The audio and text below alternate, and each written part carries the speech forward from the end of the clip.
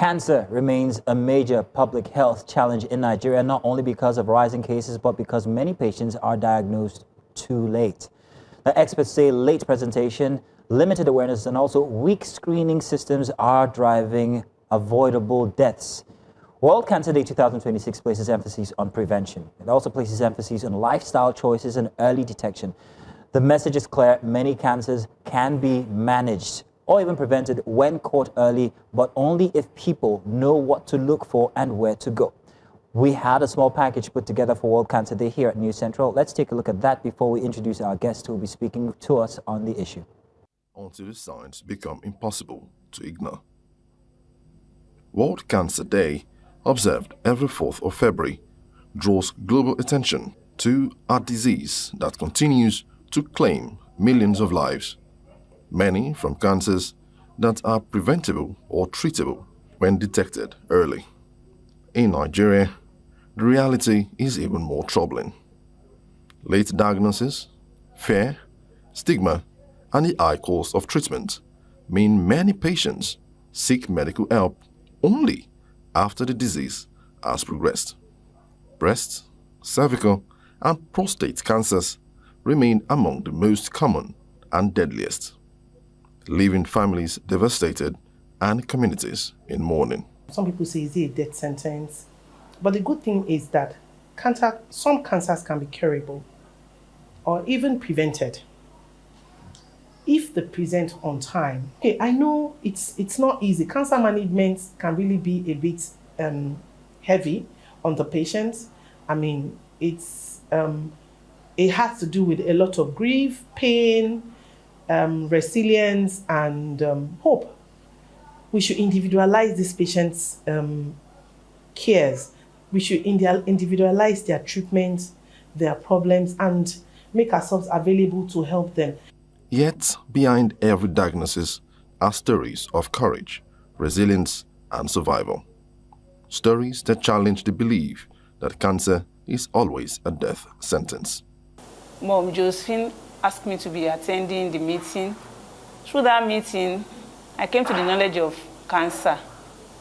Since then, I've been, preventing my skin. The experience is very, very bad. Some severe pains. At times, I won't be able to sleep. I will not be able to sleep. When that chemotherapy is done initially, maybe some few minutes, you start paining, you swell up. The thing will swell up. You bring out series of color. You can see now there's nothing there now. The chemotherapy have, clear everything. The one at the back, it got to some weeks or months before it can be healed with treatment, with drugs and injection. Health experts say fear and silence remain some of cancer's deadliest weapons. They stress that regular screening, open conversations, and community support can significantly improve survival rates. The cancer diagnosis is not a death sentence. If you catch it early, you can cure. If we have the screening culture, it will go a long way in the treatment outcome. Then our mindset, there is no excuse for ignorance. We should all go out there, be our brother's keeper. You see people in this condition, or you've gone through this treatment and you saw that your treatment was successful, and you see somebody else in this kind of situation, encourage them and push them out. So by working on the modifiable risk factors that we have power over, we will have a better chance of preventing these cancers. As the world marks World Cancer Day, the message is clear.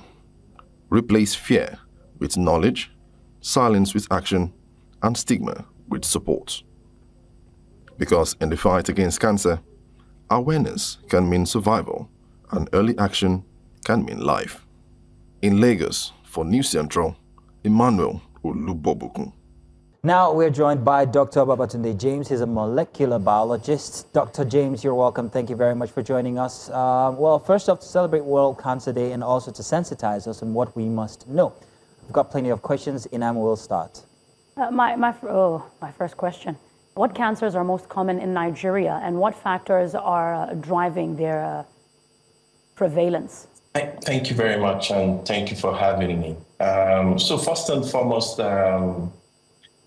we have prostate cancer leading for men. We have colorectal. We have liver. We have non-Hodgkin lymphoma. We have Kaposi sarcoma and others. Then for women, we have breast cancer. We have cervical cancer. We have colorectal, non-Hodgkin, and ovarian cancer. So the challenge with cancer is that the numbers are going up, and we call this kind of disease non-communicable disease, and it has no respect for demography, meaning no respect for whether you are rich, whether you're poor, because most of the factors we are exposed to are almost the same or generalized. And the factors mainly, like I always tell people that cancer is majorly a genetic problem, meaning that it has to do with the DNA. Sometimes it could be inherited. Once it's inherited, it is a big problem. Then most times it is acquired majorly from environmental issues such as chemicals, such as radiations, smoking, diet, alcohol, then more importantly, infections. So these are the common issues that, affect or that may lead to, causing cancers. And these are things that are part of our lifestyles, and they are really, really difficult to run away from. Dr. James, you said that this could be inherited or this could be habit, it could be environmental, but you also said that the numbers are going up. Is this in Nigeria only, or is this a worldwide challenge? So it is a worldwide challenge because, so why I said it's a genetic problem is that, so the word cancer, actually came from a Greek doctor in 4060 BC. And he used the word carcino or carcinoma to describe a tumor, like a moving crab, like what you're showing on your screen. And what it does means is that you have uncontrolled division of abnormal cells. And what do we mean by that is that you have cells that are abnormal, that are growing uncontrollably. And I like to use the example of miscreants to explain the way cancers, the way they grow.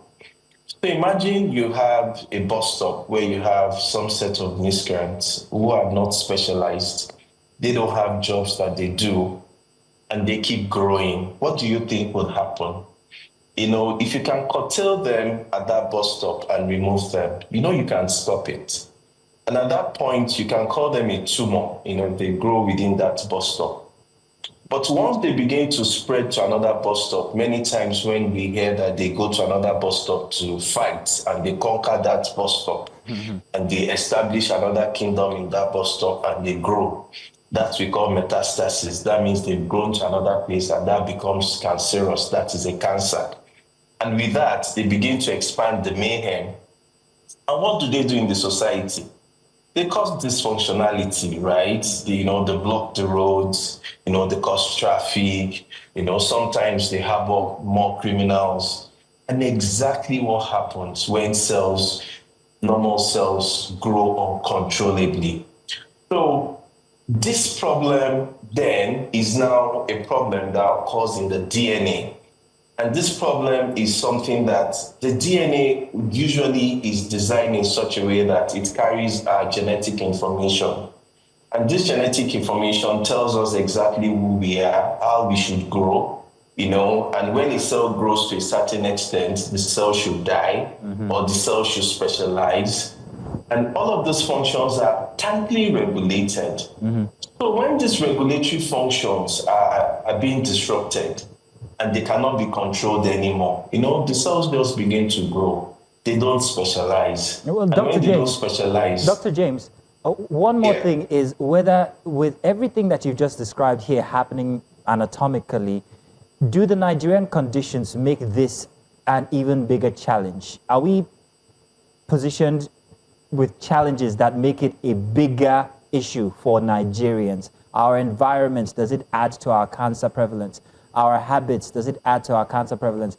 Our DNA as Nigerians, are we more exposed to cancer instances as Nigerians?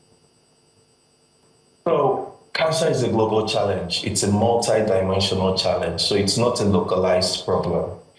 So, we've been here for millions of years. Evolution has been taking place. Our DNA is constantly bombarded each time we eat, by what people call oxidants. And, many times we take more oxidants, the chemicals we eat, the unprocessed foods, the gases we released into the atmosphere, the pollutants we released, the adducts, from smokes that affect the DNA that cannot be repaired. And all of those problems, they get accumulated. The rays, the radiations that we get exposed to. So it's a global problem. It's not just a Nigerian problem. All right, then.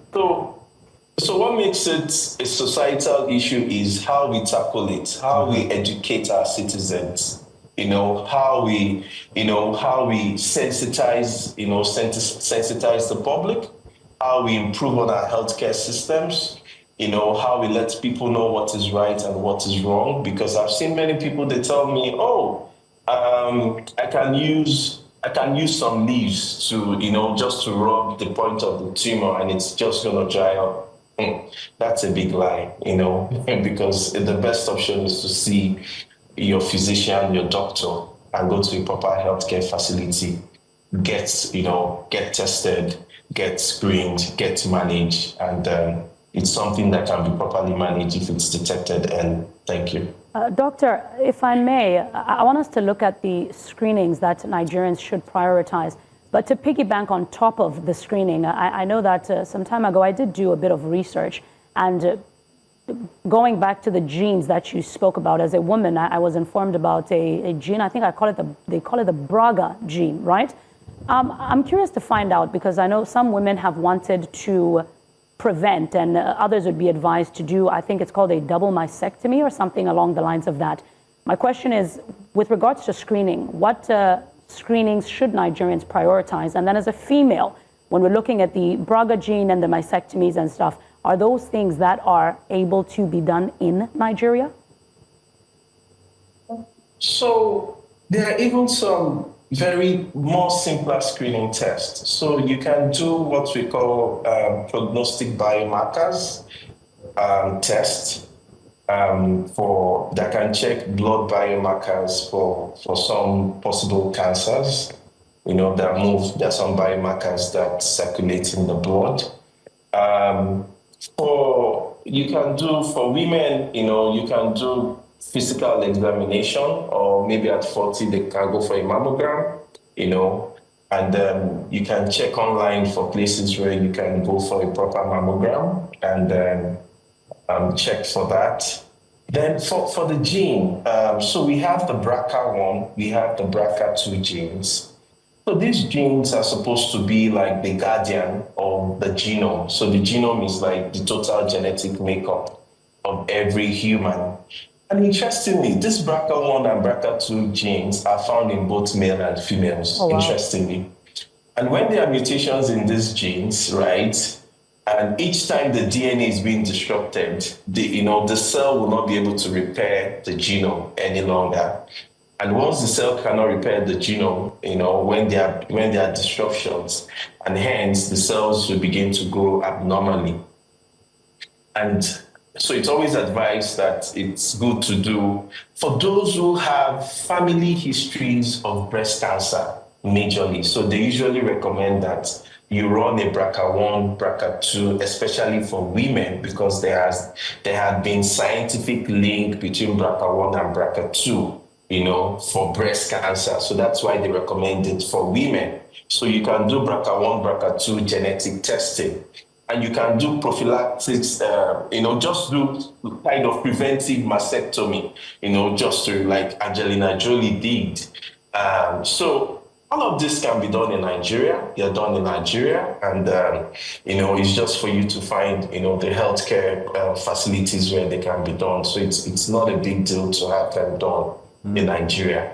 However, there are lots easier tests or cheaper tests that can be done. Infectious diseases such as hepatitis B, that can, when it's left untreated or left unmanaged, can lead to liver cancer.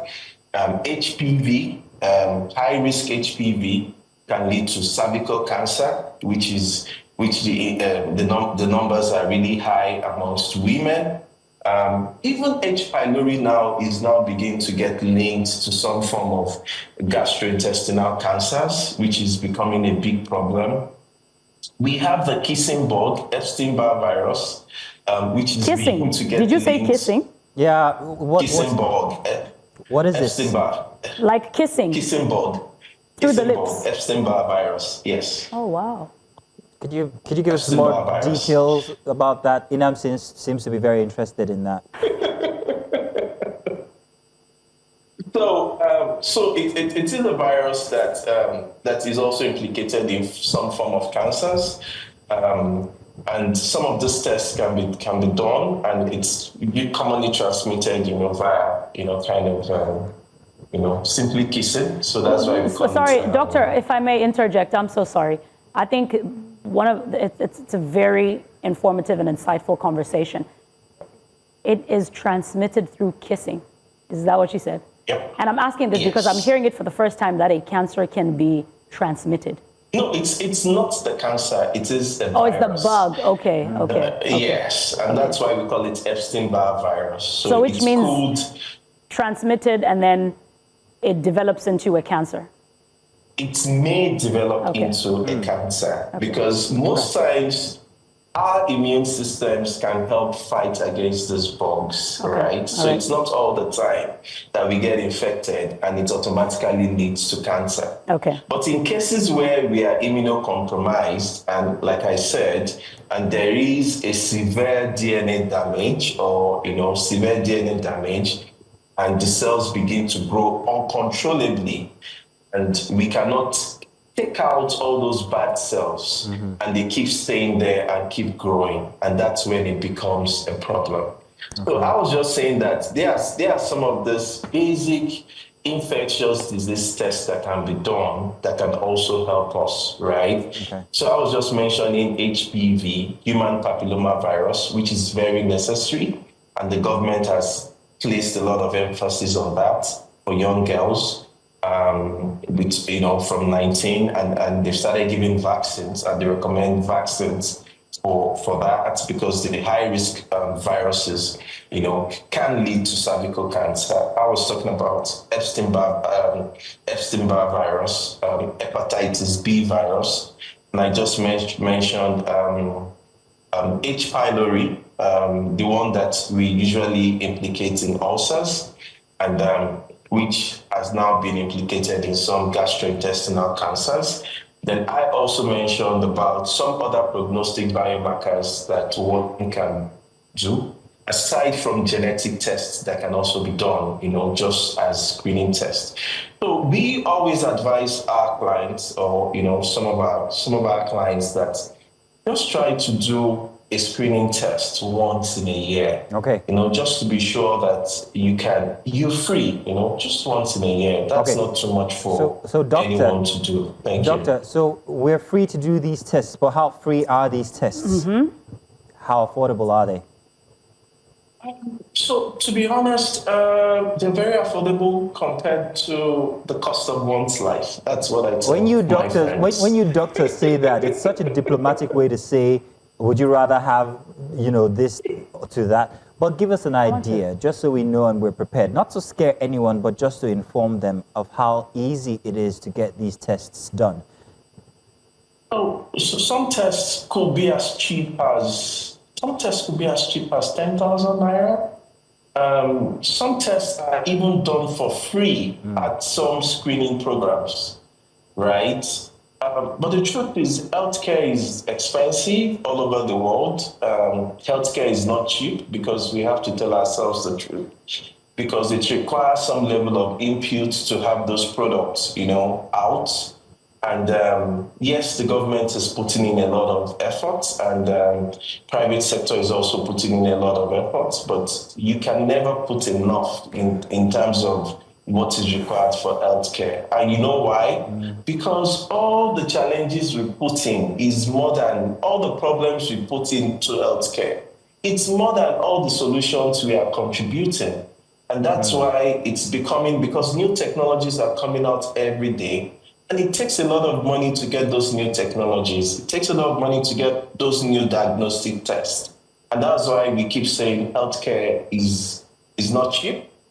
And we have to keep investing in healthcare. And I have a very I guess that's the norm. I'm sorry, Inam, but I have a very implicative statement to say here when it comes to healthcare in Nigeria. Could it be that of the 127,000 new cases that we get that present late, because Nigerians always are still presenting late despite the efforts that are being put, could it be that it's the cost that's causing Nigerians to run away from early screenings? I'm wondering, because Nigerians, if it's too expensive, then Jesus take the wheel. Could this be the reason for this challenge? Thank you for that very, very important question. I honestly don't think it's because of the cost. I think we need more sensitization. I think it's a belief system. Most Nigerians believe that what you don't know will not kill you, right? And it's like that almost everywhere in the world. A lot of people believe what you don't know won't kill you. So it's not all about the cost. A lot of Nigerians can afford it. So people feel that because some of this cost is not up to what people spend, weekends, what people even spend, enjoying themselves, buying, at beer parlors, just so for me, I don't think the problem is the cost. People just feel, well, people feel that cancer has to be a big problem. The person has to be, vomiting blood. The person has to be, something looking very terrible before they know that there is a problem. But Doctor, the truth is that, yes, ma'am. So I'm so sorry to just interject there. I wanted Mazino to land because I still wanted to actually build up on what Mazino has asked you. And I get your answer. But the question that I have for you is, outside of it being quote and unquote affordable, because according to pocket size, everybody has the right to determine whether I can afford this thing or not. I want us to look at the health sector again and look at the competencies of our medical departments in Nigeria. And I say this by experience, that in terms of the detections being late, could it be that it's not always so much the fact that an individual goes to the hospital late? I'll make an example. Mazino knows I am from South Africa, but I've come to find a situation or an instance where if you go to a health facility in Nigeria, there tends to be 3 common denominators that they will diagnose you with for a long time before they get to the root cause of what is bothering you. Oh. Very simple. It's either you have an ulcer, it's either you have got malaria, or you have got typhoid. This is by experience. There are days where I'll have a headache and they'll give me anti-malaria drugs. Could it be that many a times when a person comes into a facility exhibiting specific symptoms, they send you away because generally for them, this is the first 3. And then when your symptoms escalate, that is when they want to rule out other things. Misdiagnosis. Thank you. Well, that's a very beautiful question, and that's a big problem happening everywhere. So it's not an issue of competence. Of course, technology plays an important role in diagnosis, and you can't tell what you don't see, right? So if you come to me as a doctor, I wouldn't tell you what I can't see, but most times doctors will have to treat the clinical symptoms that they see.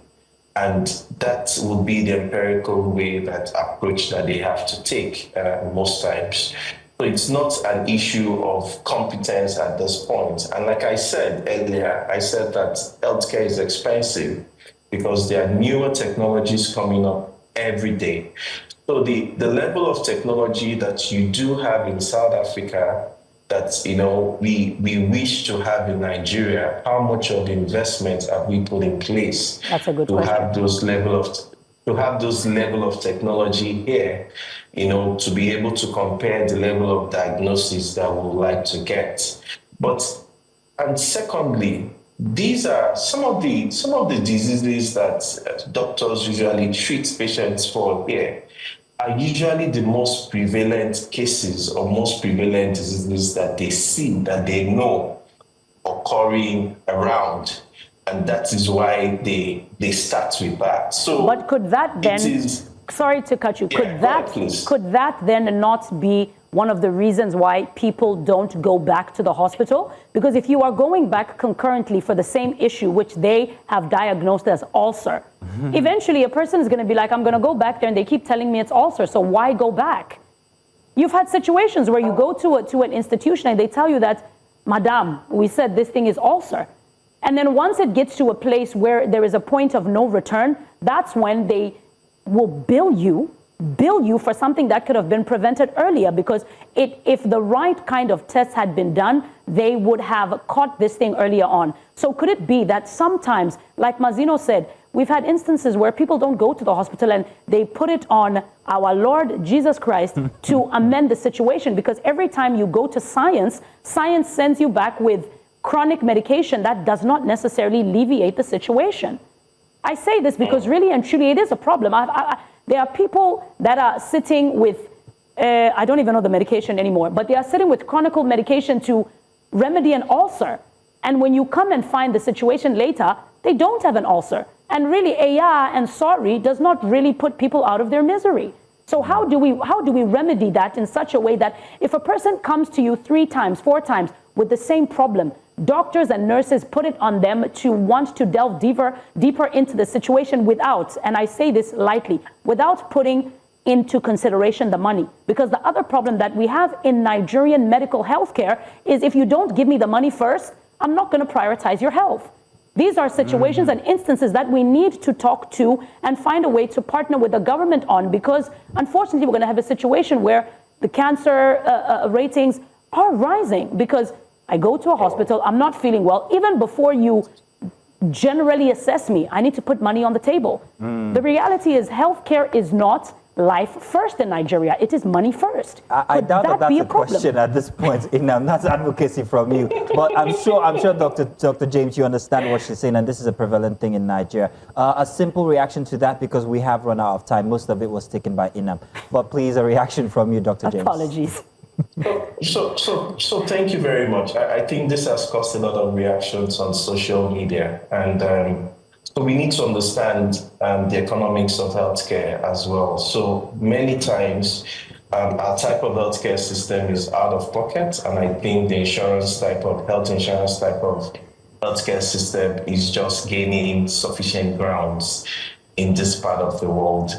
And you would see that in other part of the world that where they have effective, in quotes, effective healthcare system, and people complain of having several thousands of dollars of debts, owing. So it's not like hospitals want to prevail on taking money from patients, right?